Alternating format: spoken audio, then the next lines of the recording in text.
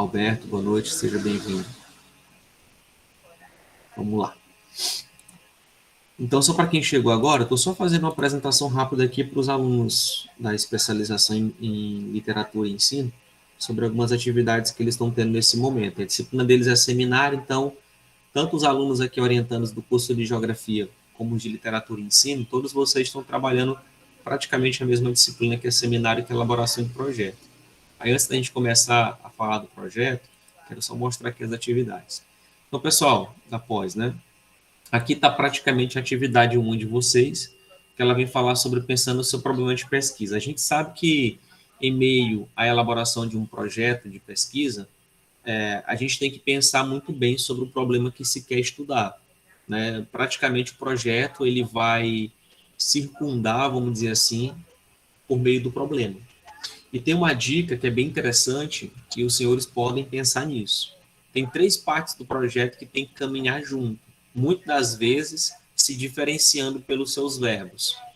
Nós temos o tema, tá? Os objetivos e o problema.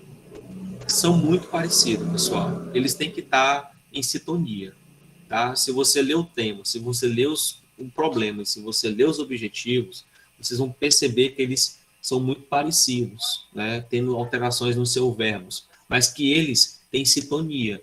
Não fica uma coisa desnorteada. O tema é uma coisa, o objetivo é outra, o problema é um totalmente diferente. Então, são 3 coisas no projeto que tem que estar bem alinhado. Porque se o tema, os objetivos e o problema estiver alinhado, consequentemente, a justificativa, a fundamentação teórica, se você vai trabalhar com hipótese, né, e a metodologia da pesquisa, você vai conseguir desenvolver assim sem nenhum problema, tá? Mas é importante, muito importante você pensar inicialmente no problema, no tema, né, e também nos objetivos. Claro que eu quero deixar aqui bem esclarecido, pessoal, que elaborar projeto de pesquisa, todo mundo tem uma técnica. Existem muitas técnicas para se elaborar projeto. Cada um tem uma forma, né? Cada um tem uma forma de se elaborar projeto. Uma coisa, pessoal, é você pesquisar na área da saúde, outra coisa é você pesquisar na área da economia, mas um fator complexo é você pesquisar na área ou no mundo educacional. O universo de pesquisa mais complexo que nós temos é a educação.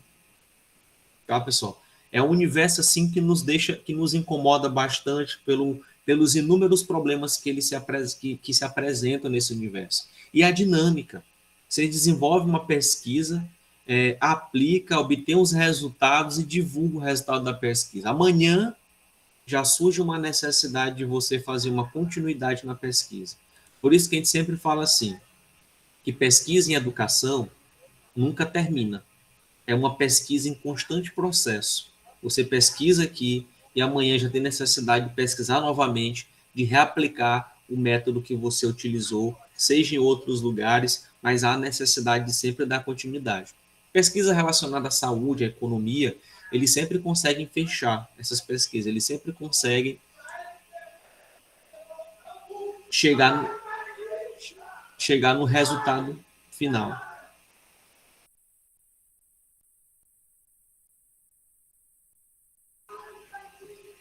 Tá, vamos lá.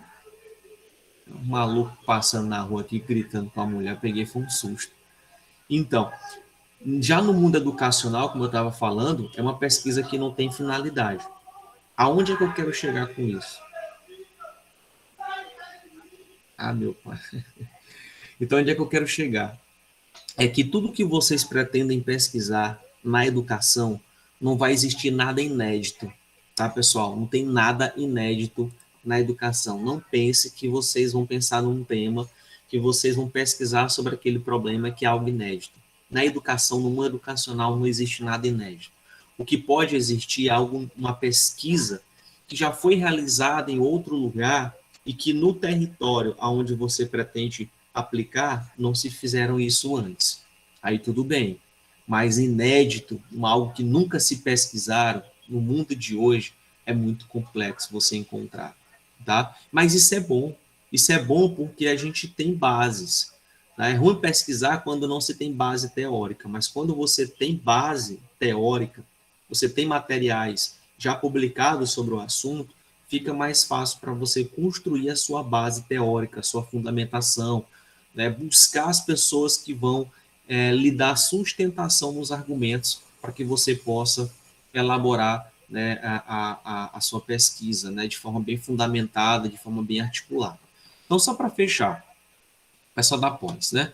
Então, aqui vocês vão, nesta atividade, você vai desenvolver o problema de pesquisa e a partir de uma pergunta condutora relevante na temática do programa, né? Literatura e ensino, com vista a uma elaboração de hipóteses de pesquisa a ser testado. Então, observe, pessoal, que na especialização, eles estão pedindo a elaboração de hipótese. Segundo a ABNT, a hipótese ela é algo opcional, né? Então, é um ponto aí que fica a critério dos senhores. Evaldo, se eu elaborar o projeto e não quiser trabalhar com hipótese, vai ter algum problema? Isso vai interferir na minha nota? Não, porque a hipótese ela acaba sendo opcional, se trabalha ou não com elas, tá? Aqui eles pedem, mas aí fica a critério de vocês. Eles pedem para vocês fazerem uma leitura no e-book, né, material de bases, para que vocês entendam essa contextualização. E aí tem as etapas. O tema é da pesquisa, a elaboração do problema de pesquisa, construa as hipóteses de pesquisa. Você pode até fazer as hipóteses, pessoal, mas isso não quer dizer que no projeto final essas hipóteses vão estar lá, mas fica a critério, tá? E traçar os objetivos a serem alcançados com a pesquisa. Visualizem que a primeira nota de vocês está relacionada sobre 3 questões que eu apontei aqui: tema, problema e objetivos. É uma dica crucial. Se começa a estruturação de um projeto por esses 3 passos: tema, problema e objetivos, geral específico. Só assim você vai conseguir pensar lá na frente. Eu vou já mostrar isso para vocês. Segunda nota é o esboço do projeto, pessoal. Eles vão pedir para que vocês façam aqui, ó, relacionar o esboço, né, dentro de um texto dissertativo argumentativo. No mínimo 3 laudas, no máximo 5 laudas escritas em fontes, aliás, todo aquele processo. Projeto de pesquisa com vistas a começar o desenvolvimento da pesquisa que culminará o trabalho de conclusão de curso de vocês, né? Aí ele pede só para que você façam uma olhada nesses 2 vídeos, tá? E aqui eles vão pedir para que vocês façam um texto dissertativo, aonde vocês falem sobre a importância da tema, que é uma justificativa praticamente, a relevância social da temática para a educação, o problema da temática que deseja investigar de forma clara e executável, né, praticamente, como é que você vai conseguir fazer isso, coerência, né, coesão textual, uso correto da linguagem e atender às normas da ABNT. Tem um ponto aqui bem interessante que vai servir para todos vocês. Relevância social da temática para uma educação, né? E o problema da temática que deseja investigar de forma clara. Observe, pessoal, que o fora é só aquilo que eu falei para vocês, tá, pessoal? Só para vocês se apresentarem e trazer a importância da pesquisa de vocês. Mas eu quero deixar aqui bem claro sobre a segunda atividade, que é bem interessante, porque todos nós aqui estamos vivendo um mundo educacional, tá? Então é bom deixar isso bem claro quando vocês estiverem montando a justificativa do trabalho de vocês. Qual é a relevância social e educacional que a pesquisa de vocês vai proporcionar? Pessoal, é aí onde está o segredo do processo do projeto. Como eu tinha falado, é algo inédito? Não, não é inédito. No mundo educacional, raramente você consegue fazer uma pesquisa inédita. Ah, vou pesquisar sobre o uso das tecnologias. Tem zilhões de trabalho. Ah, vou pesquisar sobre a literatura e sua importância na construção do pensamento crítico. Ah, tem milhões de trabalhos aí. Inclusive, é arriscado, tem monografias que foram feitas nessa linha de pesquisa. Ah, vou pesquisar sobre a importância da leitura, a importância da escrita, a formação de professores, enfim, vou pesquisar algo na educação, mas você vai lá e você encontra várias temáticas, né, dentro do que você pretende pesquisar. Mas é aí aonde você vai trazer a importância dessa pesquisa dentro do contexto que você está vivendo, o local onde você vai aplicar esse trabalho. Então, no universo, no seu território, ali na sua cidade, na sua escola, num bairro, não sei, mas principalmente, geralmente, numa escola, né? Qual a importância dessa pesquisa dentro dessa escola? Qual o problema que você está levantando nessa escola, né? Às vezes, a gente acha engraçado, mas o problema não é exatamente um problema em si, né? O problema, ele é algo que que é desconhecido naquela instituição, que precisa ser estudado, né? Por exemplo, como se dá o uso, por exemplo, das literaturas nas práticas de construção de um pensamento crítico, né, do alunos do ensino fundamental. Por exemplo, às vezes tem até um questionamento, o problema precisa interrogar? Não, nem sempre um problema se interroga, nem sempre o problema vem com uma interrogação no final, tá? Isso fica muito a critério de como você vai abordar o problema que você quer estudar, tá? Mas às vezes tem lugares que obriga a gente fazer interrogação, fazer lá em formato de pergunta, mas nem sempre, né? Em alguns mestrados, por exemplo, eles não têm esse critério, não. A própria UEMA também, se você chegar com um problema que não é em formato de pergunta, mas está ali evidenciando o que está acontecendo que você pretende pesquisar, não tem problema, tá? Então, o problema é só lembrarmos que a gente tem que pesquisar algo que ali está incomodando, que está nos incomodando, está incomodando aquela instituição, está incomodando as pessoas e que precisa ser revisto, que precisa passar por uma intervenção ou precisa passar por um estudo bibliográfico, né, para se obter resultados sobre aquele assunto. É importante a gente pensar dessa forma, tá? Mas em relação ao pessoal de literatura e ensino, pessoal, é basicamente essas duas atividades, e o fora é só uma interatividade, tá? Mas o que realmente a disciplina pretende é trabalhar a elaboração do projeto de vocês, tá? Iniciar, na verdade, a elaboração do projeto de vocês.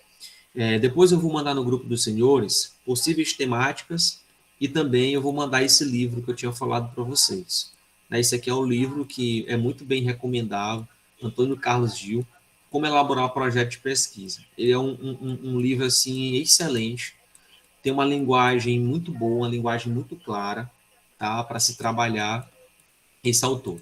O Gil, pessoal, ele tem muitas pessoas que não recomendam muito o Gil quando se trata de pesquisa de campo. Aí, quando entra pesquisa de campo, mais específico na metodologia, no tipo de pesquisa que você vai utilizar, tem autores bem renomados, como as meninas, né, a Lakatos e a Marconi. Elas duas são muito boas nessa parte de pesquisa de campo, né, mas é mais nesse ponto. Então, não é que Gil não é bom, ele é excelente, mas tem algumas pessoas que não gostam muito da abordagem dele, como se deve fazer a pesquisa de campo. Aí tem pessoas que vão recomendar Marconi e Lakatos, né? Que aí também tem uma abordagem muito boa nessa parte de pesquisa de campo. Mas isso não quer dizer que você não possa trabalhar com Gil, não tem problema nenhum. Vai depender muito das fontes de pesquisa que você vai buscar e da abordagem metodológica que você vai fazer. Tem muitos que procuram fazer apenas estudo bibliográfico. Tudo bem, não tem nenhum problema. Já tem outros que procuram desenvolver, aplicar um pouco mais. Uma pesquisa de campo, uma pesquisação, uma pesquisa interventiva, né? E aí vai depender, ou uma pesquisa participante, né? E aí vai depender de cada necessidade de cada um, de acordo com o que se pretende estudar, tá? Então, meus amigos, deixa eu fechar aqui para não ficar tão pesado, ok? E vamos partir aqui para um processo. Tem outras aqui, eu fiz uma elaboração legal, que tem assim, ó, verbos para elaboração dos objetivos. São vários verbos que eu listei aqui no hoje. Tem verbos para elaboração de objetivo, tem verbos para elaboração de problema, tem vários verbos aqui que nos ajudam, né, a construir o projeto, principalmente quando a gente vai fazer os parágrafos da fundamentação teórica e tudo, para a gente não estar repetindo muito, né, os verbos na construção dos parágrafos. Não é muito legal vocês estarem repetindo demais, né, os verbos na hora de fazer a iniciação de cada parágrafo, mas também é importante que todos estejam contextualizados, né, dando abertura da passagem de um para o outro, né? Então, assim, eu coloco aqui vários verbos que eles são específicos para a construção dos objetivos, geral e específico, né? O geral e os específicos.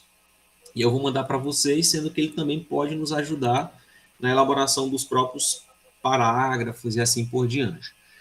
Recomendo, tanto o pessoal da pós como o pessoal da graduação, trabalhar no máximo com 3 objetivos. Pessoal, específico. Quando a gente passa dos 3 objetivos específicos, a gente escreve demais. Demais. E quem trabalha com 4 ou 5 objetivos específicos, só para que vocês tenham uma ideia, nem pós-graduação o pessoal quer trabalhar com mais de 3 objetivos específicos. Por quê? Porque fica muito grande o trabalho, a pesquisa fica grande demais. Cada objetivo específico que você traçar, você vai ter que estudá-lo. Você vai ter que comprovar, você vai ter que trazer o resultado para aquele objetivo específico. Porque são os caminhos que você vai percorrer para poder atingir o objetivo geral. Então tenha cuidado nesse processo. Então, trabalhe no máximo com 3. Eu acho que é o ideal, tanto para especializações como para a graduação, trabalhar com 3. Até no mestrado é ideal trabalhar com 3. Quando a gente vai para doutorado, a maioria também trabalha com 3, só que eles acabam chegando até em 4. Mas é raro, porque quanto mais objetivo específico, maior fica a sua pesquisa. E por incrível que pareça, o tempo é curto. Tá, pessoal? Para quem está na graduação, os meninos na graduação já está chegando praticamente o final do curso. Para quem está na especialização, quem diria, já estamos mais da metade da especialização praticamente, né? Quando a gente entra no mestrado, 2 anos. 2 anos de pesquisa passa muito rápido. Doutorado, 4 anos. Passa rápido, passa voando de um jeito que você, poxa, envelhecido uma noite para um dia, mas realmente é isso mesmo, tá? E aí eu elaborei uma situação que eu quero começar por ela, para poder ajudar vocês, né? Deixa eu abrir aqui. Tem uma imagenzinha que eu criei aqui. Deixa eu ver se é isso aqui. Acho que é esse bem aqui.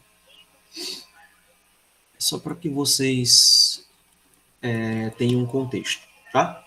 Então, por isso daqui a gente vai começar a nossa conversa. Tem um slide bem legal que vai dar uma contribuída aí nos estudos de vocês. Ele fala aqui, ó. Bruno está desenvolvendo um projeto de pesquisa para concorrer a uma bolsa de doutorado. Claro, pode ser um nível mais alto, mas projeto é projeto em qualquer lugar, pessoal. Fora do país. Porém, quando teve uma reunião com seu professor orientador, surgiu um problema que pode prejudicá-lo na seleção. Ele colocou assim: minha nossa, acabei de voltar de uma reunião com meu orientador. Ele me disse que terei que reescrever uma grande parte do meu projeto de pesquisa. Isso aqui é comum, tá? Em todo lugar que a gente for, a gente vai ter essa dor de cabeça. Mas eu já estava com o trabalho praticamente pronto e agora terei que excluir várias páginas, pois, segundo o meu orientador, o conteúdo não está respondendo aos objetivos do problema da pesquisa. E agora? Nem sei por onde começar, não sei onde errei, acho que vou desistir. Isso aqui é a primeira forma que a gente usa, né, a fórmula para acalmar, né, as nossas ansiedades, é desistir. Mas a gente não vem desistir. Então, como resolver o problema? O primeiro passo é planejar detalhadamente a pesquisa que se pretende realizar. E esse planejamento não é feito de hoje. É um planejamento que você faz uma análise desde quando você iniciou o curso, desde quando você iniciou sua carreira acadêmica, né? Que você busca sempre aquelas áreas que lhe deixam confortável, áreas que você, de fato, entende, compreende e consegue escrever sobre aquilo. Então, a maneira mais fácil e direta de formular um problema de pesquisa é elaborar uma pergunta, né, sobre determinado tema. E é ela que vai direcionar a criação dos objetivos e hipóteses da pesquisa.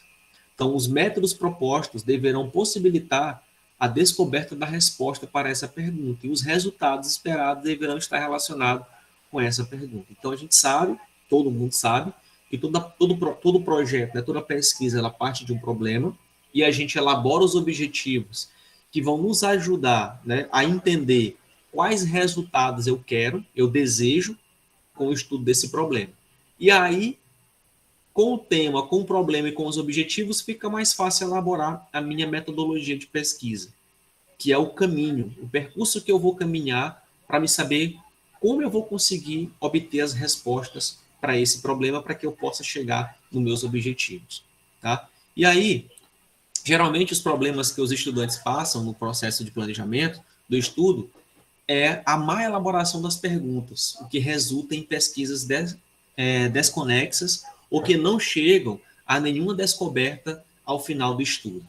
Eu sempre recomendo, quando a gente está nesse processo, a gente fazer pesquisas de trabalhos que estejam próximo daquilo que a gente pretende pesquisar. A gente tem a base de dados da Cielo, a gente tem a base de dados da CAPES, a gente tem o próprio Google Acadêmico, tem muitos que não gostam, mas é uma fonte de pesquisa.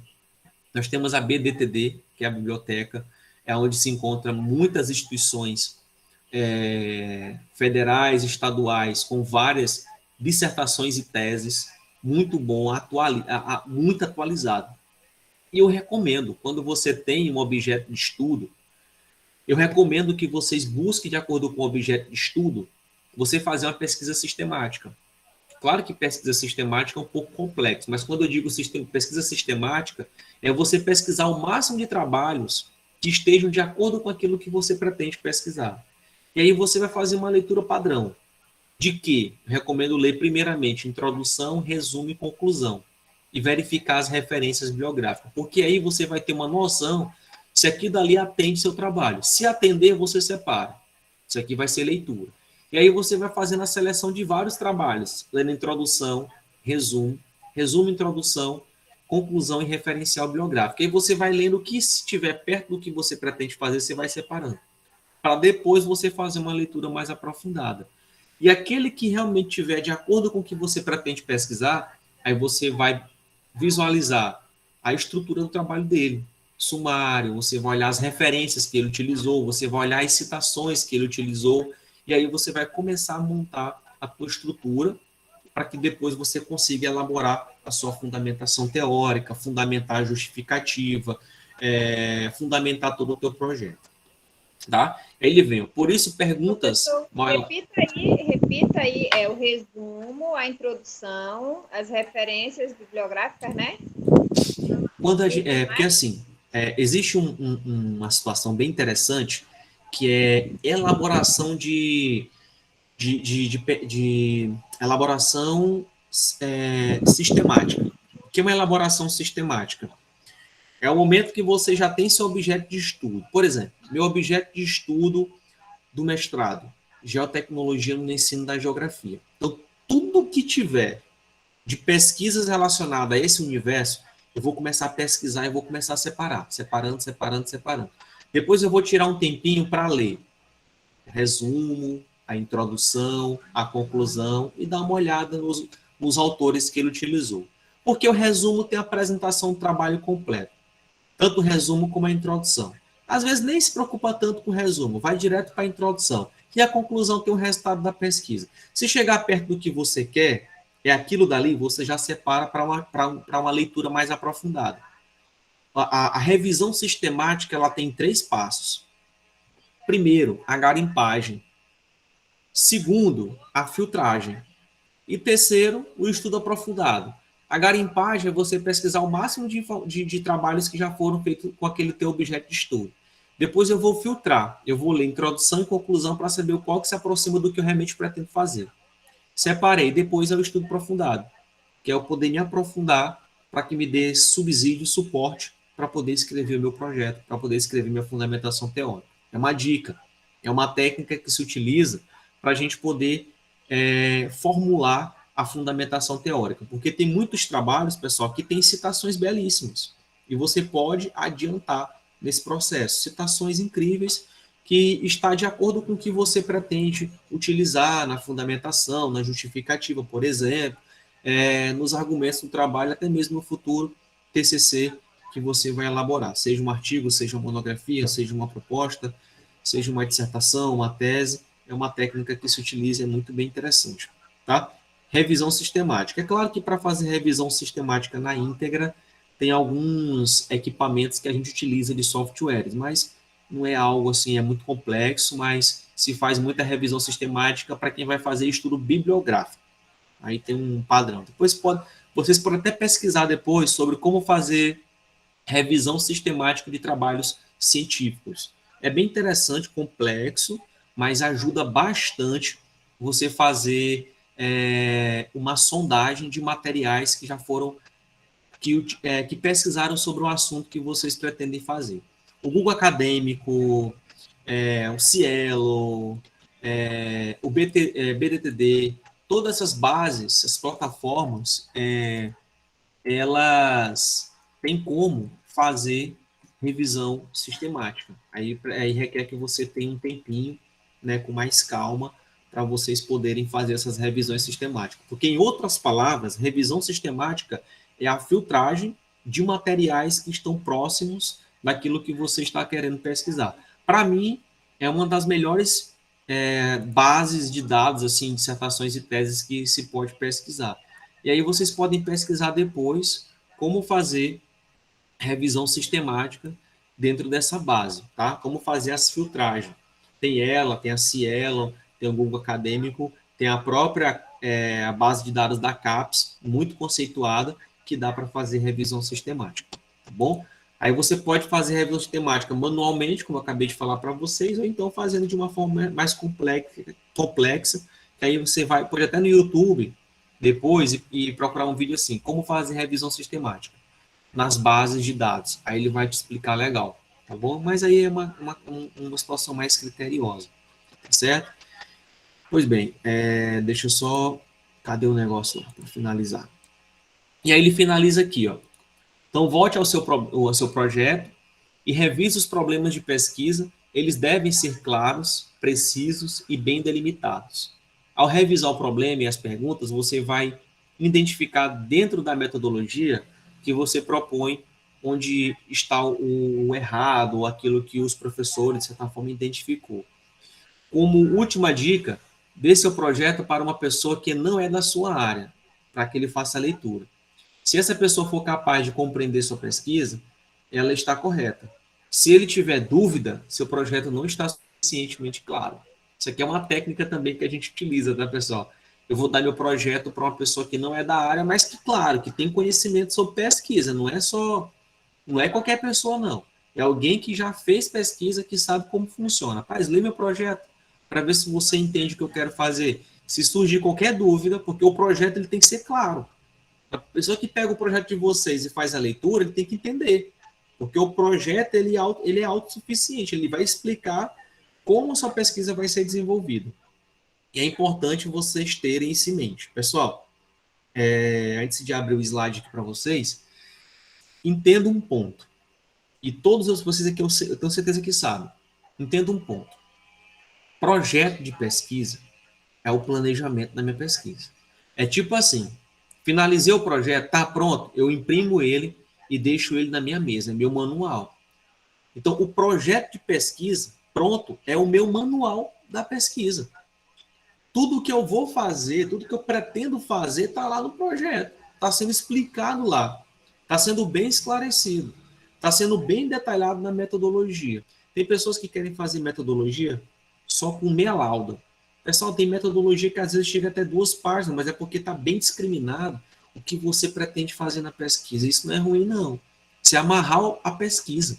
O projeto ele tem que deixar claro o que você pretende fazer, o que você pretende buscar e como você pretende contribuir com a sociedade. Isso é muito importante, pessoal. Pesquisa que não tem relevância social, ela não é bem vista.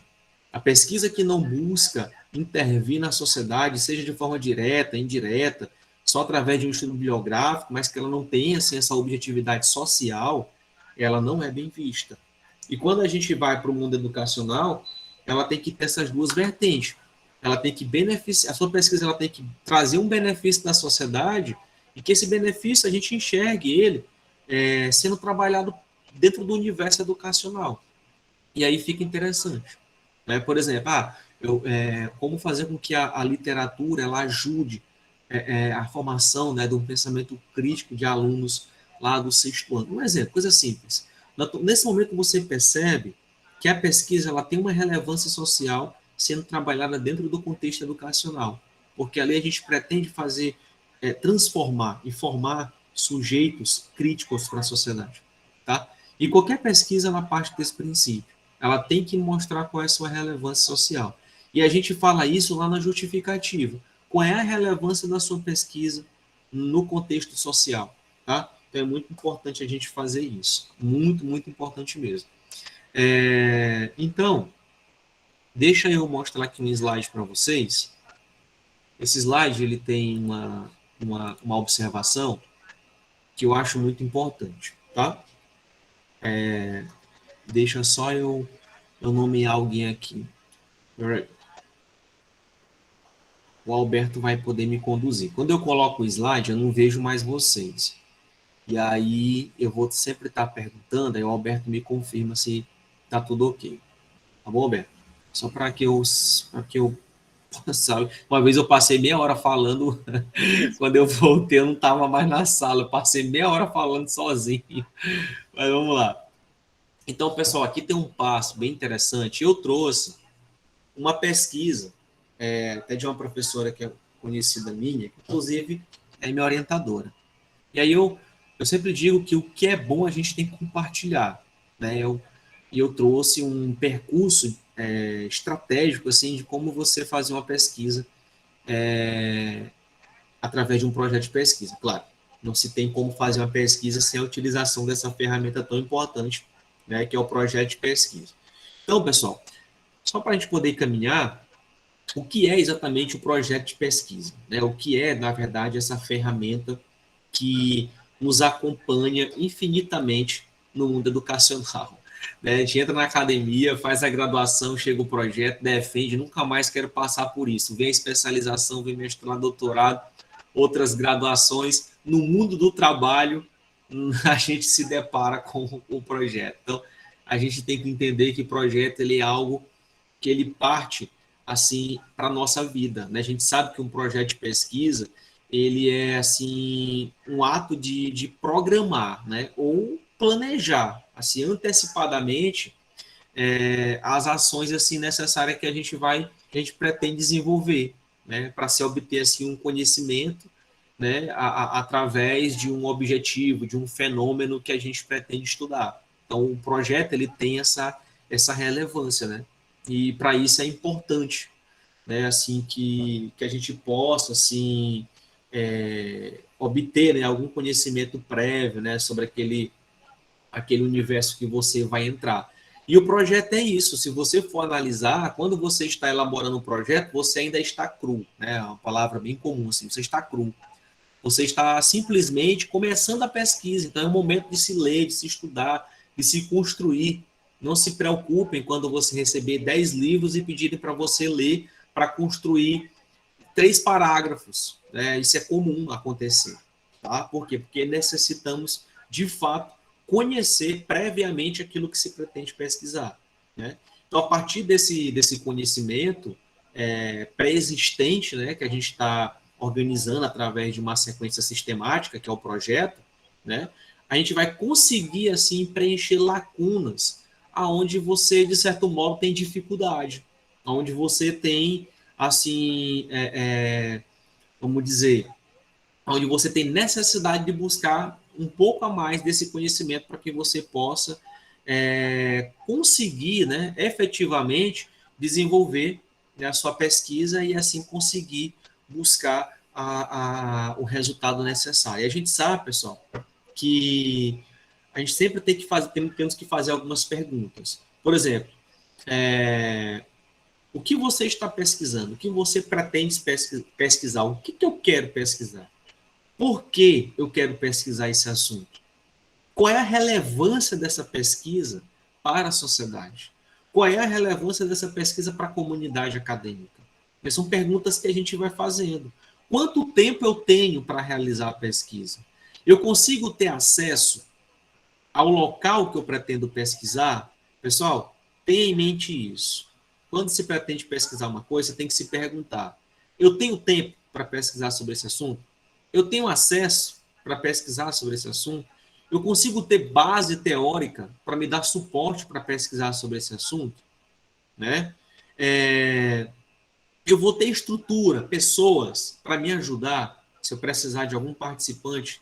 Será se o universo da pesquisa eu consigo abranger? Cuidado com a delimitação da pesquisa. Às vezes você quer pesquisar uma coisa e fica muito abrangente. Ah, eu quero pesquisar um assunto na minha cidade, mas aquele assunto está envolvendo, tem 36 escolas na cidade. Cuidado, é muita escola, você nem em mestrado você consegue dar conta. Faz algo específico em uma unidade. Nem que você trabalhe na maior escola, naquela que tem a maior interatividade com a sociedade. Né? Mas seja objetivo. Pessoal, especialização e graduação é muito parecido. O universo de pesquisa é muito parecido. Você tem que ser objetivo. Você não pode abranger demais, né? A especialização ela acaba sendo mais específica ainda, por incrível que pareça, porque é uma especialidade. É um estudo muito específico, tá? A graduação acaba indo um pouquinho além, mas são muito parecidos os dois. Muito, muito parecidos. Então, pessoal, não se pode assim, propor a uma pesquisa algo que você não consiga realizar. E o que vai acontecer? Essa pesquisa ela vai congelar. Vai chegar os momentos de entrega, de retorno, e você não vai conseguir atender à necessidade, né, aqueles cronogramas que são impostos. Sua pesquisa vai ficar basicamente aí congelada e a execução dela vai simplesmente perder o significado. A pesquisa, pessoal, ela, de certo modo, ela tem que ter prazo, ela tem que ter um tempo, tá? Porque senão você perde o foco. E a pesquisa ela tem que ter um prazo não longo demais. Não pode ser tão longo, principalmente quando você está em graduação e especialização, porque aí o que ocorre? Você acaba, em um determinado momento, perdendo o foco da pesquisa.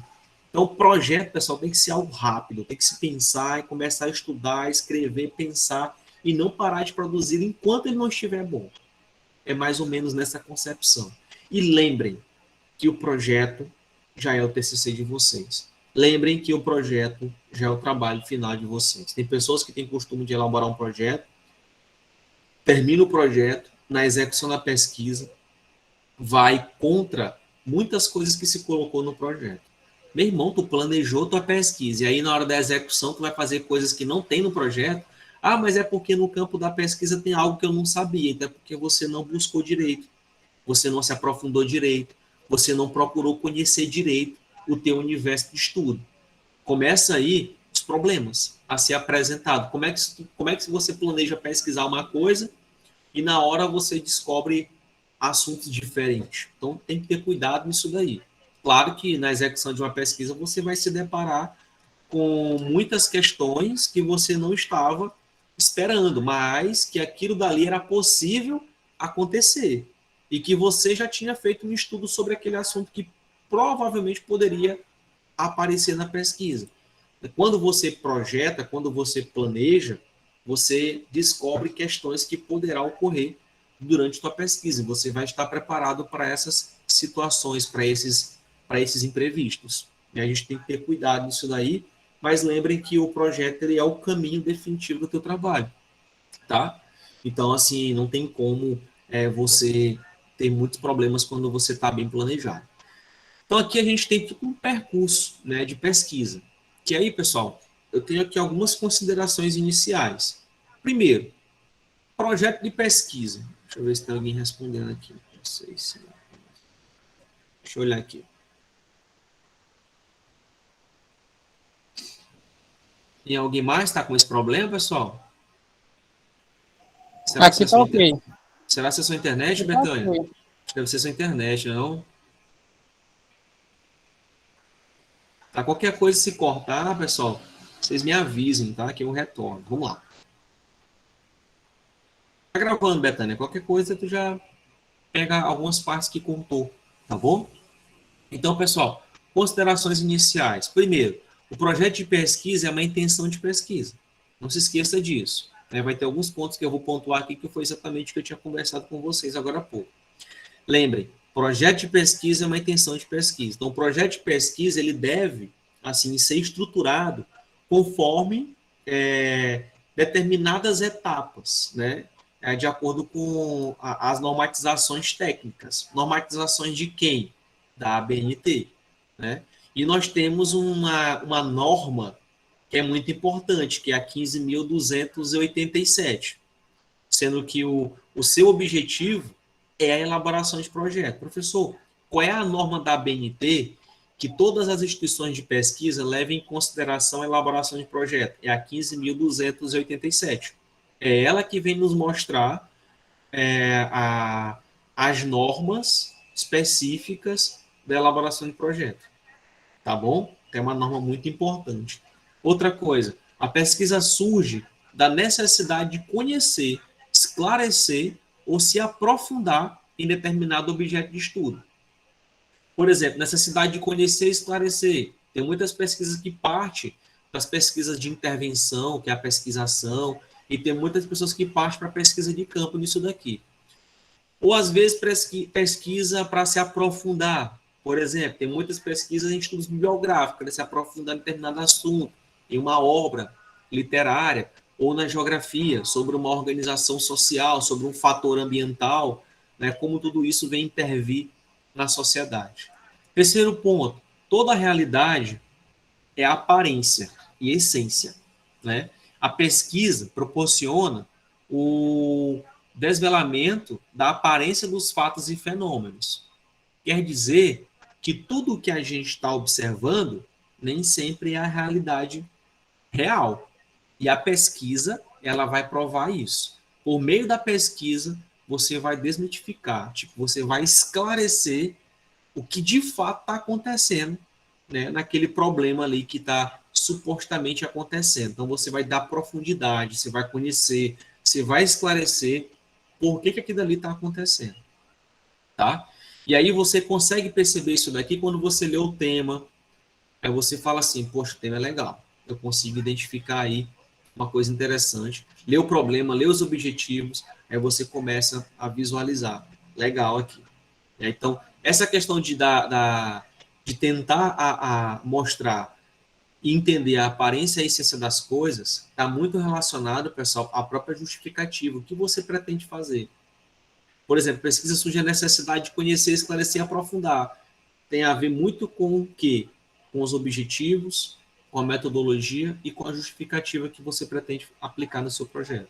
Outra coisa, toda a realidade, na perspectiva do materialismo histórico dialético, é composta do singular e do universal. Eles se complementam. Por que eu trouxe o materialismo histórico dialético? Só para a gente entender que toda pesquisa, a gente tem uma linha de pesquisa. A educação utiliza muito o materialismo histórico dialético. Quem é que está inserido nesse contexto aqui? A gente tem o Paulo Freire, a gente tem Dermeval Saviani, a gente tem o próprio Rubem Alves, a gente tem na geografia Milton Santos, que também parte do contexto do materialismo histórico dialético, porque é uma corrente do pensamento uma linha de pesquisa que surgiu com as ideias de Marx, de Gramsci, né, Engels, Rousseau, né, esses caras aí da educação, tá? E a gente tem que entender, pessoal, toda pesquisa é importante a gente mostrar qual é a linha de pesquisa que eu estou utilizando. O que é isso? Quem são os autores que eu estou me fundamentando? E eu faço uma observação, cuidado para não pegarem autores que se contradizem, a não ser se você for fazer uma contextualização entre eles dois. Então, tem muitas pessoas se enrolam com isso. Por exemplo, Rubem Alves e Dermeval Saviani. Geralmente, se recomenda trabalhar um dos dois, por mais que os dois estejam dentro da pedagogia histórica crítica. Mas não é bom utilizar os dois na mesma pesquisa, a não ser se for para contextualizar os dois, para trazer a visão de um e a visão de outro, como é que funciona na visão de cada um. Se trabalha um dos dois. Né? Você pode contextualizar Dermeval Saviani com Paulo Freire, não tem problema nenhum. E aí vai. Então, você tem uma linha de pesquisa, você tem um autor, você tem um método da dialética, por exemplo, muito bom também para se trabalhar quando se trata da formação de uma nova ideia, embasada em algo que já existe, que se tem. Né? Aí você vai para o meio da dialética, que também Paulo Freire trabalha. Né? Então, toda pesquisa tem que ter um autor central, tem que ter uma linha de pesquisa, tem que ter uma teoria que te embase nesse processo. Aí eu trouxe o materialismo histórico-dialético, que é a que eu pesquiso. Né? Então, a pesquisa deve partir, pessoal, na realidade concreta e objetiva. Tipo, objetividade, subjetividade da pesquisa. A gente tem que ter noção disso daqui. Pessoal, não queira pesquisar algo que não tenha relevância. Claro, então quer dizer que tem pesquisas que não são relevantes? Tem. Então, a gente tem que dar relevância à pesquisa. Por que ela é interessante? Por que ela é importante? Objetividade e subjetividade. Nós temos que trazer os dois pontos no processo, né, para tornar e mostrar ela o quanto ela vai fazer a diferença na execução desse processo. Passos da pesquisa. Isso aqui, pessoal, é algo que eu gosto bastante. Primeiro, elaboração do projeto de pesquisa. Segundo, a pesquisa propriamente dita. Significa que o projeto está pronto. É a partir dali que eu vou iniciar. E aí, relatório da pesquisa. O que é isso? São os resultados obtidos após a aplicação da pesquisa. Com esse relatório, eu consigo construir o meu trabalho de conclusão de curso. Porque ali eu tenho resultado suficiente, eu tenho base o suficiente, eu tenho o que eu preciso para poder conduzir minha pesquisa. Tá bom? Então, 3 passos importantes. Projeto de pesquisa, que é esse momento de vocês. A pesquisa propriamente dita, que ela já está pronta para ser executada. E o relatório da pesquisa, que é exatamente o resultado final do processo. Tá? E aí, objeto de estudo, categoria de análise e recorte da pesquisa. Isso aqui, pessoal, é uma dica muito importante. Muito, muito, muito importante. Tá, pessoal? Isso aqui eu quero que vocês aprendam porque me ensinaram, utilizo, gostei e serve o uso na minha vida. Isso aqui já viram falar, com certeza, em receita de bolo? Pois é. Dizem que na pesquisa não se tem uma receita. Claro, se tem várias, né? E aqui temos uma. E aí nós chamamos essa receita de categorias de análise. Pessoal, toda pesquisa ela tem categoria de análise. Por exemplo, eu vou pesquisar sobre um exemplo básico, educação especial. Tá, vou colocar lá, educação especial. O que se pesquisa dentro da educação especial? Aí você vai começar a puxar as categorias de análise. Pessoas com superdotações, autista, né? E aí você vai começando a puxar vários assuntos. Você vai começando a fazer as categorias de análise. E aí, quando você tem as categorias, você começa a escolher quais categorias você utiliza. De acordo com as categorias, você começa a fazer a revisão sistemática. Quem são os autores que você vai utilizar? E aí você começa a fazer o recorte da pesquisa, que é exatamente aquele exemplo da revisão sistemática. Mas para se fazer a revisão sistemática, primeiro você precisa fazer a organização das categorias de análise. É organizar o que eu vou analisar. Por exemplo, objeto de estudo é o fato ou fenômeno que o pesquisador quer entender com mais profundidade. Tá? Eu tenho o meu objeto de estudo central, mas eu quero pesquisar sobre outros assuntos que nós chamamos de... Toda pesquisa ela é interdisciplinar. Né? Ela nunca vai partir de um só análise. Você tem um objeto central, mas ela tem várias categorias que ela vai se conectar. Né? E aí são as categorias de análise e você precisa enxutar o que realmente eu quero pesquisar dentro desse universo. Aí tem aqui, categoria de análise. São as múltiplas determinações do objeto de estudo. Todo mundo tem que ter o seu objeto de estudo, pessoal. Todo mundo. Os meus 5 orientantes que estão aqui, a primeira coisa que eu pedi para eles, formulem o objeto de estudo. O objeto de estudo não é o tema. O objeto de estudo é exatamente a categoria de análise que eles vão ter que se aprofundar. Né? Por exemplo, o Alberto, o objeto de estudo dele é as metodologias ativas no ensino da geografia. Pronto, é o objeto de estudo. Em cima disso, ele vai fazer uma categoria de análise. Ele vai analisar tudo que se pode estudar nessa categoria de análise. Tudo que se tem sobre metodologias ativas, por exemplo, tem gamificação, tem sala de aula invertida, tem ensino híbrido, por exemplo, tem método 300, enfim, ele vai começando, tem estudo por meio de problemas, estudo baseado em projetos, e ele vai fazer todo o levantamento. A partir daí, ele vai começar a se aprofundar e vai observar o que é melhor para o ensino da geografia. Vai fazer os recortes, aí ele vai começar a se aprofundar, para ele poder entender quais são as múltiplas determinações que aquele objeto de estudo dele demanda. É importante ter esse conhecimento mais aprofundado. Então, o recorte da pesquisa é a definição das partes da totalidade que serão analisadas. Então, quando você faz as categorias de análise e depois disso você vai fazer o recorte, não. O Alberto aqui decidiu em analisar o quê?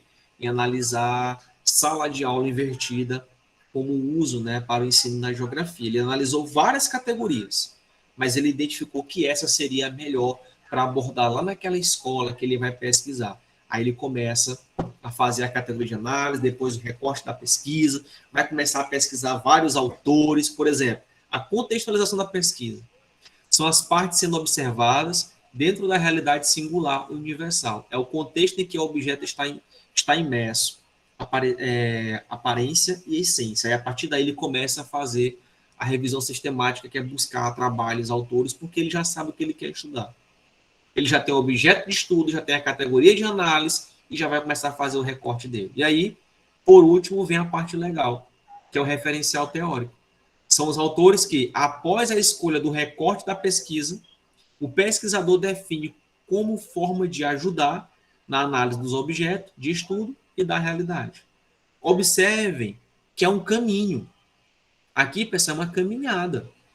Eu começo do objeto de estudo, faço a categoria de análise, começo a fazer um recorte, decido o que eu quero pesquisar dentro dessas categorias, começo a montar meu referencial, porque depois daí vai ficar fácil para eu poder conduzir a elaboração do tema da minha pesquisa, do problema da minha pesquisa e dos objetos da minha pesquisa, seja o objetivo geral e os específicos, né? E aí fica mais simples para eu poder conduzir isso, tá? Então, objeto de estudo, categoria de análise e recorte da pesquisa. Por exemplo, trabalho docente. Trabalho docente é um objeto de estudo, tá? Dentro do trabalho docente, eu tenho várias categorias de análise. Várias. Quer ter uma ideia?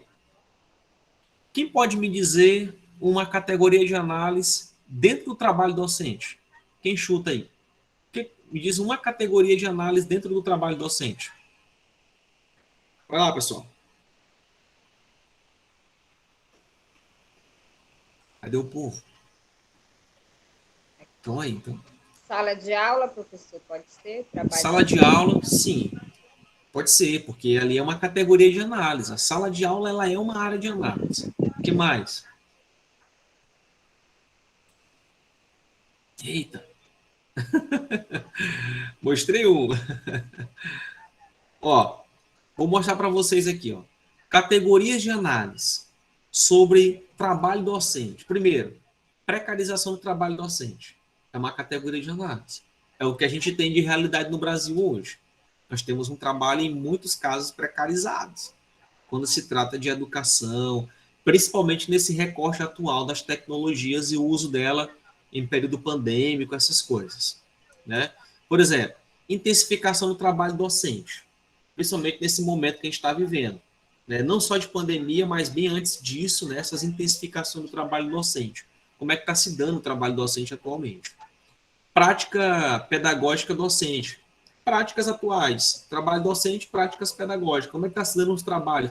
Práticas inovadoras, metodologias ativas, por exemplo, né? Currículo e prática pedagógica.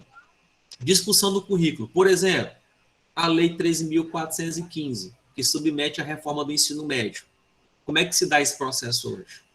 Uma lei que não teve escuta popular, que não teve escuta de professor, que não teve escuta de aluno. Como é que se pensa em um ensino médio que não se escutaram os profissionais da educação? Só chegaram e falaram, está aqui a lei 13.415, tem que ser implantada, 2022, começa o primeiro ano. 2023, segundo e terceiro ano. 2024, o ensino médio está reformado. Interessante, se coloca impondo um processo. Então, é uma categoria de análise para ser analisada, né? Políticas educacionais para a docência. Como é que está o processo de formação continuada? Como é que está a valorização dos profissionais da educação, já que isso traz na LDB? Então, e aí você começa, né, a trazer as políticas educacionais. Por último, formação de professores. Então, observem que eu trouxe um objeto de estudo, trabalho docente, e que eu tive várias categorias de análise. Em cada categoria dessa de análise, eu posso puxar um universo de informações. Olha currículo, tem uma coisa nova, que é a Lei 13.415, que é a reforma do ensino médio. Perfeito, é uma discussão. E aqui eu posso começar a puxar os autores que discutem isso, de acordo com o universo onde eu quero trabalhar.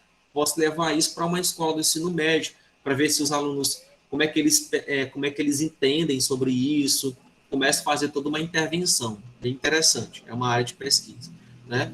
E aí vai.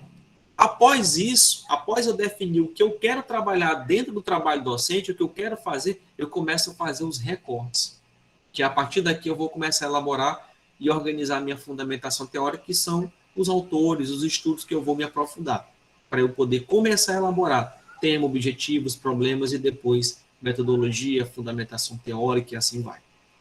Tá? Então, categoria de análise são exatamente isso. E aí, pessoal, normas, né, da ABNT utilizadas no projeto de pesquisa. Eu sempre gosto de lembrar isso daqui.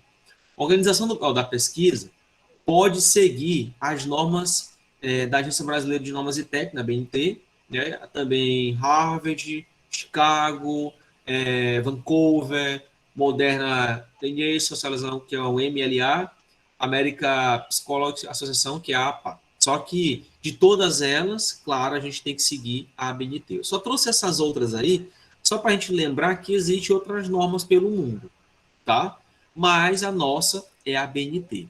Só que elas, no geral, têm muitas coisas similares, porque é uma linguagem comum. Pesquisa é pesquisa em qualquer lugar do mundo. E é só algumas adaptações básicas, mas o que a gente segue são as normas da ABNT. Então, no Brasil, a maioria das instituições adota a ABNT como responsável pela normalização de trabalhos. Tá? E para um projeto de pesquisa, utiliza-se com mais frequência as normas da ABNT. Primeiro, a 6.028, que vem falar sobre informações e documentação, que no caso, resumo. A 6.023, que vem falar sobre referências, né? No caso, entra lá a organização de referências, assim por diante. Aqui nós temos a 6.027, que vem falar sobre sumário, como organizar o sumário. A 10.520, como organizar citações em documentos, direta, indireta, citação de citação, que é a PUD, e assim por diante. A 6.024, que é a numeração progressiva das seções de um documento escrito, no caso, paginações, essas coisas, né? A 14.724, aí vem da apresentação do trabalho acadêmico, como se apresenta esse trabalho acadêmico.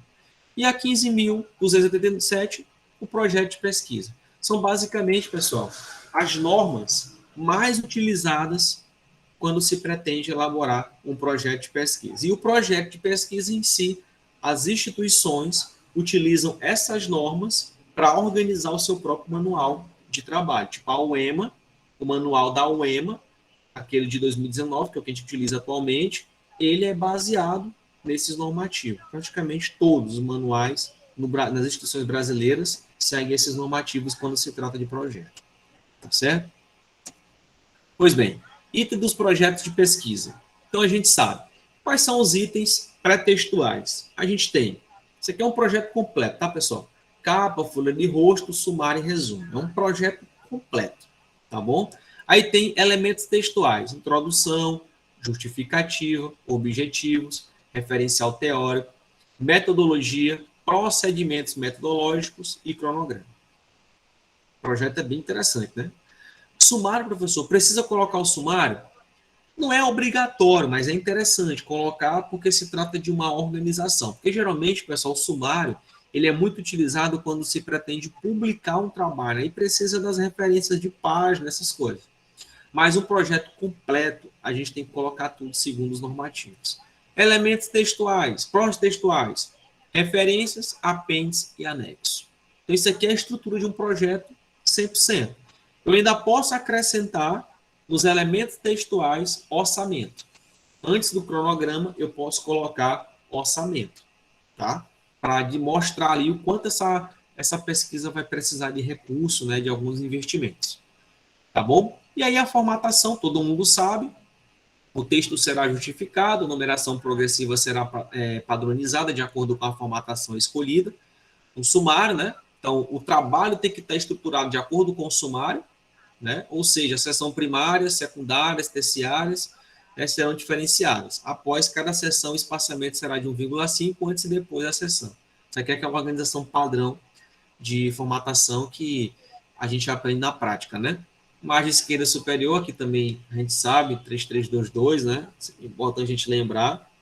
E espaçamento de 1,5 para todos os textos, exceto citação direta, com mais de 3 linhas, né? notas de rodapé, etc., levam o tamanho sem espaçamento, tamanho 10, bonitinho, né? Referente ao texto tamanho 12. Aqui a gente sabe também que são questões que a gente obtém na prática. Fonte 12 para todos os textos, exceto citações diretas com mais de 3 linhas, notas de rodapé, título de figuras, tabelas, quadros, em que a fonte deve ser inferior à utilizada no texto, assim como a fonte da figura deverá ser 10 ou 9. É importante a gente lembrar disso daqui. Não é norma institucional, é norma da própria BNT segundo os seus normativos, tá? Então é só mesmo, a gente sempre coloca isso aqui só para poder fazer uma referência, porque não tem jeito, a gente sempre esquece, né? Não tem como, tá? E aqui, pessoal, sobre os elementos pré-textuais, né? Vamos lá. Aqui eu só coloquei um recorte, inclusive eu vou compartilhar isso aqui com vocês, para que vocês façam uma leitura na íntegra desse modelo de trabalho. Eu acho interessante porque eu coloco um exemplo de um trabalho, é um trabalho que fala sobre trabalho docente nas escolas rurais da região metropolitana de São Luís do Maranhão. É um trabalho que eu trouxe de acordo com o recorte das categorias de análise que eu coloquei lá em cima. E aqui tem uma leitura para ser feito de acordo com as organizações dos elementos pré-textuais, textuais e pós-textuais. Aí é uma leitura com calma que a gente faz para a gente poder entender como é que foi estruturado esse projeto. Tá? Então tem a capa bonitinha, padrão que a gente conhece, né? Tudo direitinho. E aqui tem um sumário, né? Como a gente vai organizar. Resumo, introdução, justificativa, objetivo geral específico, referencial teórico, metodologias e procedimentos metodológicos, se for o caso, colocar mais de um tópico, cronograma, referência, apêndice e anexo. Né? Então, é uma estrutura padrão de um projeto. E, claro, se quiser orçamento, coloca antes do cronograma. Aí você fecha um projeto se for para obtenção de recursos, para execução de evento, alguma coisa desse tipo, tá? E aí você vai, né? Resumo.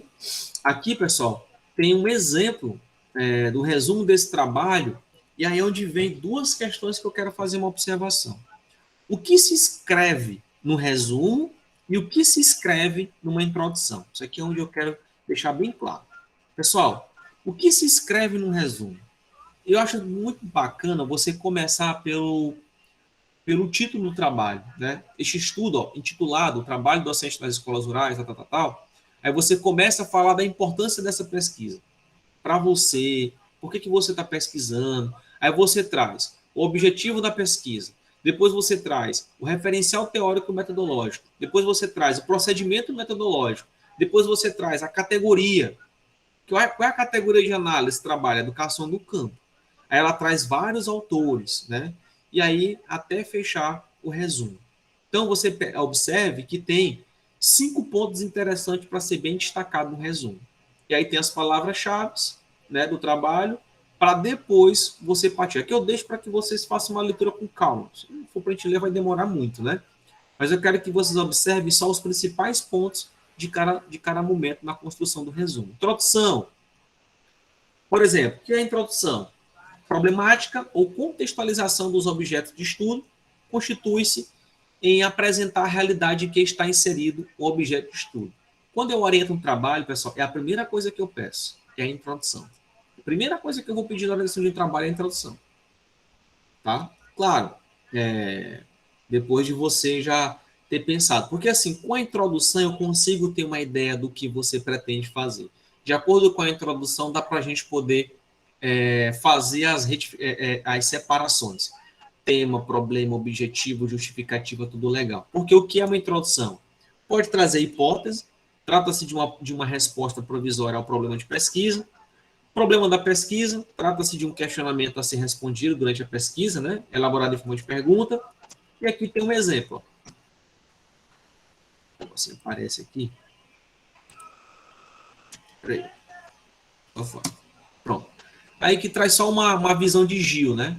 Que fica claro que nem todo problema é passível de tratamento científico. Às vezes você levanta um problema, mas às vezes você não consegue trazer de fato o resultado final. Isso significa que para se realizar uma pesquisa é necessário, em primeiro lugar, verificar se o problema cogitado se enquadra na categoria na categoria de científico. É importante você analisar se aquilo que você vai estudar, se ele é científico mesmo. Não, se não são científicos este problema, qual a melhor técnica psicoterápica, né, para ser aplicada? É bom adotar jogos e simulações como técnicas didáticas. Pessoal, quando um tema não é científico, quando é algo mais no senso comum, no teológico, por exemplo, se faz essas aplicabilidades mais didáticas e tudo. Tipo, os pais devem dar palmadas nos filhos, né? Questões mais do senso comum e tudo. Aí você parte da construção desse senso comum para o científico, tá? Então, são antes problemas de valor, assim como todos aqueles que indagam se uma coisa é boa, má, desejável, indesejável, certo ou errado, ou se ele é melhor ou pior que o outro. São igualmente problemas de valor aqueles que indagam se algo deve ou deveria ser feito. Cuidado com o juízo de valores. Juízo de valor, às vezes, é assim, não deixar bem claro, que o juízo de valor ele vai na seguinte situação. Às vezes você quer falar assim, olha, fazer dessa forma é melhor, mas às vezes pode ser melhor para você e não para aquele outro pesquisador. Então, cuidado para não trabalhar com juízo de valor, afirmando que aquele método é o melhor, desconsiderando os outros. Então, cuidado com essas questões de juízo de valor, tá? E aí, pessoal, com base, né, nessas considerações, eu fiz uma listagem. Problema é de natureza científica quando envolve várias variáveis que podem ser tidas como testáveis. Então, quando é científica é porque você consegue testar, você consegue aplicar. Tipo, já teve pesquisas feitas sobre isso. Então, ó, em que medida a escolaridade determina a preferência político-partidária? É científico, tá? A desnutrição determina rebaixamento intelectual? É científico. Todos esses problemas envolvem variáveis suscetíveis de observação ou de manipulação. Significa que a pesquisa ela é científica quando você consegue testar. Por meio dessa testagem, você consegue chegar na resposta que você está tentando elaborar através do problema. Então, a gente tem que ter essas duas visões do que vai ser pesquisado, se é científico ou não, tá? Para que realmente a gente possa conduzir o nosso trabalho. E aí, pessoal, a introdução, eu queria aqui deixar bem claro para vocês que a introdução ela segue um método científico, tá? Geralmente, como é que a gente faz a introdução? Você apresenta a natureza da pesquisa, você mostra a relevância da pesquisa, você traz dados que reforça a aplicação da pesquisa, você justifica, você traz contextualizações referente à pesquisa, apresenta os objetivos, aí lá no finalzinho você vai apresentar os autores, as bases, os recortes metodológicos que você utilizou, e por fim você vai começar a apresentar o problema e a metodologia do trabalho. Tem pessoas que não gostam de utilizar metodologia na introdução, mas no finalzinho a gente sempre acaba mostrando a introdução, no final da introdução, a metodologia de forma bem resumida como você utilizou, tá? E aí você consegue desenvolver o trabalho. Daqui para frente, pessoal, por exemplo, problema e hipótese. Isso aqui é mais uma questão de como você elaborar o problema e hipótese. Por exemplo, problema. Diante do exposto, esta pesquisa alicerça-se nos seguintes questionamentos. Em que medida as políticas educacionais adotadas no Maranhão têm atendido às reais necessidades da população do campo? É um questionamento. Aí você vai buscar quais são essas medidas que realmente estão sendo adotadas para essa população. Por exemplo, quais as condições de natureza do trabalho docente no campo? Qual é a forma de trabalho? Trabalho escravo, por exemplo? Até que ponto as políticas de formação de professores de carreira docente, a infraestrutura e o paradigma pedagógico adotado para as escolas rurais têm efetivado o direito à educação dessa população? Então, são questionamentos relacionados a problemas de pesquisa. Bem interessante. Tá?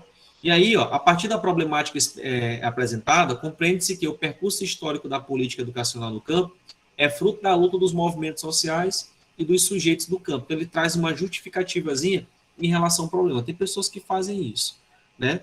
Elabora um problema, faz uma compreensãozinha básica e coloca para frente. Mas aqui ele não está respondendo os problemas, tá, pessoal? Não se responde problema. A pesquisa que vai responder o problema dela, tá? E aí ele começa, né, a justificativa. Eu sempre gosto de falar o seguinte: justificativa, pessoal, resumindo lá em cima, ó. Tem bem aqui, ó. Eu deixei resumidinho para vocês aqui, ó. Qual é a relevância pessoal? Qual é a relevância dessa pesquisa para você? Por que você quer pesquisar? Relevância profissional, acadêmica, científica e social. Na justificativa, quando a gente lê, a gente tem que ver isso. Relevância pessoal, profissional, acadêmica, científica e social. Perceba que é um percurso. Você, e depois partindo para o científico e a importância dela para a sociedade. Se traz citações, se traz dados, é interessante. Tá? Então, é o que se deve colocar dentro de uma justificativa. É que tem um modelo dela para que vocês possam fazer a leitura. Objetivos, ó, deve ter como base o problema de pesquisa, é através do objeto geral e o específico que o problema será respondido e a realidade será desvelada, né? E a gente vai conseguir entender o processo como um todo, tá? Aí tem um objeto e o específico devem ter como base o objetivo geral, ou seja, os objetos específicos respondem ou ajudam a alcançar o objetivo geral. Isso aqui vocês estão cansados. Perceba que isso aqui é uma tese de doutorado. Só utilizou 3 para poder contribuir com o objetivo geral. Tá, pessoal? Desculpa, usou 4. Que é uma tese. Quando é dissertações, até dissertação se utiliza 3. Passou para tese, pula para 4 no máximo. Tá? E aí, por fim, ó, elementos textuais, fundamentação teórica. O que é a fundamentação teórica? Apresenta as categorias de análise e os teóricos definidos como base. Quem são os teóricos que você vai utilizar? Aqueles teóricos que você fez a organização deles quando estava definindo a análise das categorias de análise. Aqueles teóricos, aqueles materiais que vocês fizeram a leitura. E aqui você vai fazer uma discussão, né, sobre eles. Tá? Você vai praticamente envolvê-los, né, na construção do trabalho científico de vocês. É a base, é apresentar os seus argumentos, seus dados. Cuidado com aquela observação que eu fiz, cuidado para não trazer autores que seguem a mesma linha, mas que eles têm pensamento diferente. Concordo ou não com aquela linha de pesquisa. Às vezes está criticando, às vezes está elogiando. Então, cuidado para não envolver eles, porque tem bancas que conseguem identificar isso. Tá? Elementos metodológicos, né? Aqui é o seguinte, é qual o referencial epistemológico e filosófico que será adotado. O percurso, né, que você vai utilizar, o que você vai utilizar para desenvolver a pesquisa. Observe que a professora coloca destaca o materialismo histórico dialético, né? Eu no meu trabalho destaco a pedagogia histórica crítica, e aí eu vou mostrando que tipo de pesquisa eu vou utilizar, os métodos de pesquisa, a abordagem da pesquisa, o instrumento de coleta de dados, como eu vou analisar esses dados, todo aquele procedimento que vocês já conhecem, tá? Responde a pergunta, como, onde, quando, o local de pesquisa, os sujeitos que vão participar da pesquisa, né, todo aquele processo, o tempo, né, enfim, tudo que você vai desenvolver na pesquisa. Tá bom? Interessante mesmo a metodologia ser bem explicada, ser bem contextualizada. Tá? Responde a pergunta, né, como você vai fazer. Então, aqui é um ponto que eu deixo para que vocês façam uma leitura para ver como essa metodologia foi construída. A partir daqui, você pode pensar um pouco na de vocês. Lembre, pessoal, que metodologia eu vou passar aqui, tá? Porque aqui é as etapas. Ó. Terceira etapa, segunda etapa, a primeira etapa, como vai ser construído todo o passo a passo do trabalho. Tá? Isso aqui é importante, quarta etapa. E aí, a gente chega no cronograma, que é o período de execução do seu trabalho, o que vai ser feito em cada momento. Por fim, os elementos pós-textuais, as referências que seguem a norma 6.023, que é a sua organização, os apêndices, que tudo aquilo que é elaborado pelo autor, TCLE, questionários, entrevistas. O TCLE, pessoal, é o termo de consentimento livre e esclarecimento, é para quem faz pesquisa com pessoas. Só que quando é graduação em pós, quase não se cobra isso. Agora, quando vai para mestrado, doutorado, se cobra fielmente, senão não qualifica para desenvolver a pesquisa. TCLE, termo de consentimento livre e esclarecimento. Tá? Os anexos não é elaborado pelo autor, documentos que você está utilizando.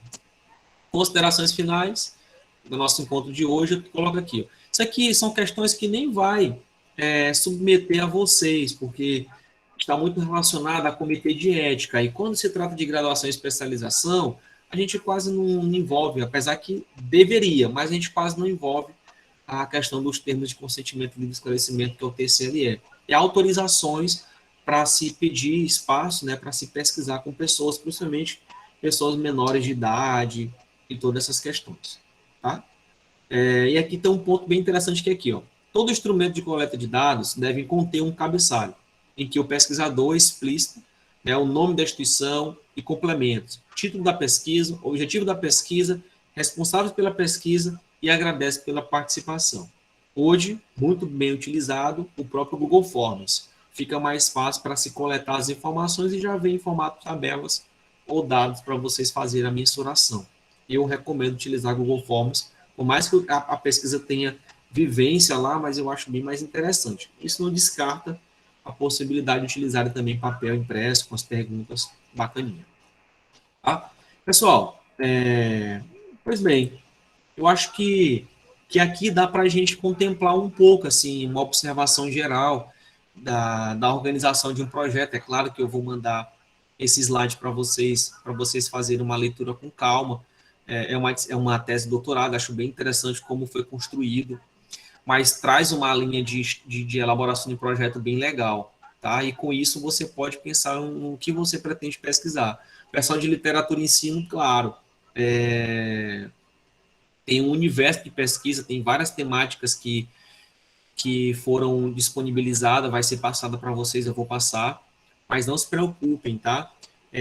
Linhas de pesquisa, na geografia vocês sabem, na área da especialização literatura e ensino, você já sabe, literatura de modo geral e o ensino, né? Como desenvolver o ensino através da literatura, né? Então, tem um universo de estudo aí para se pesquisar, tá? Eu vou mandar esse slide, eu vou mandar o livro do Gil,